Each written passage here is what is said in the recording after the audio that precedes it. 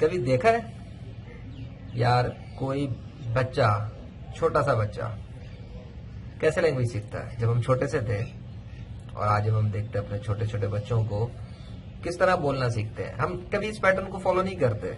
ہم نے ایک مطلب بڑے ہونے کے بعد ایک روایتی سسٹم دیکھ لیا ہے جو سوسائٹی میں قائم ہے. انگلش بولنا سیکھے ہیں، عربی بولنا سیکھے ہیں، چائنیز بولنا سیکھے، کچھ بھی آپ کوئی بھی لینگویج لے لیں اپنی مادری زبان کے علاوہ، اور اس کے لیے ہم دوڑ پڑتے ہیں.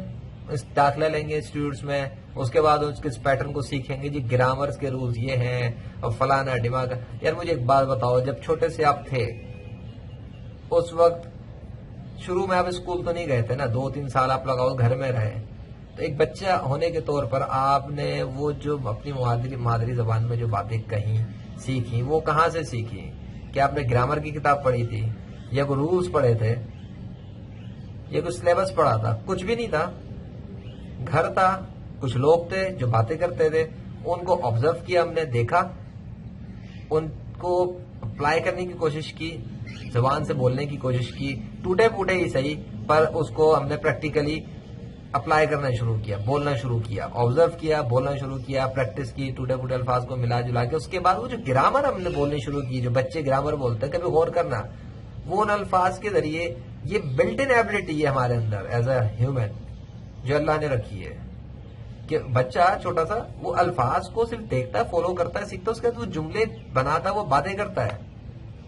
کبھی غور کرنا تو اس نے تو کوئی چیز ایسے رولز نہیں پڑھے. اب یہاں سے بڑا ہونے کے بعد جو اس کا اسکول میں جاتا ہے وہاں سے سکھاتے ہیں ووکیبلری سیکھو، اور پھر جو ہے نا جی انگلش سکھاؤ، انگلش کی ٹرانسلیشن سکھاؤ، گرامر سکھاؤ. وٹ دا ہیل از دس؟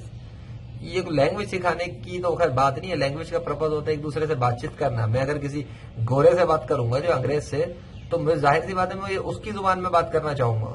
تو لینگویج کا تو پرپز یہی ہوتا ہے کمیونیکیشن کرنا کسی دوسرے سے جو آپ کی زبان نہیں جانتا. تو آپ یا تو اس کی زبان سیکھ لو یا وہ آپ کی زبان سیکھ لے.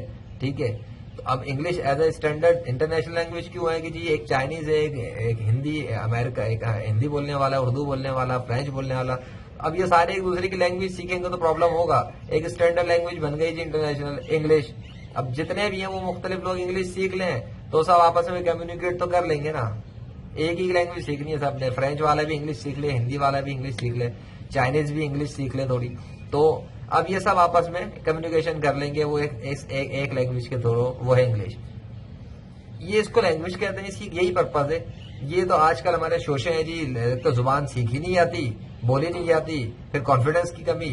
دوسرا اگر یہ سب کچھ آ بھی جائے تو آگے ہمیں پرابلم یہ رہتا ہے یار 2-4 لفظ نہیں سیکھ لینا تو اگلے میں پہلے جا کے نا ہم نے بڑائی مارنی ہے جی. ایک انگلش کا لفظ سیکھ لیا نا تو اس کو ایسے یوز کریں گے بہت بڑا تیر مار رہا ہے. اور بھائی لینگویج کسی دوسرے سے بات کرنے کے لیے سیکھ لیتے نا کہ اپنی مادری زبان والے پہ بڑائیاں مارنے کے لیے.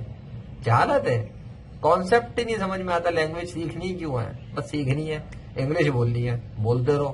بہرحال میں نے بتا دیا ہے لینگویج کیسے سیکھنی چاہیے.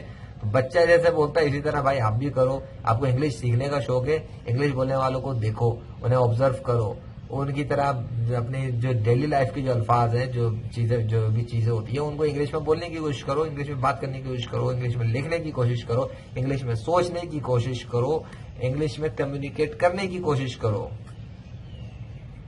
بس آ جائے گی انگلش.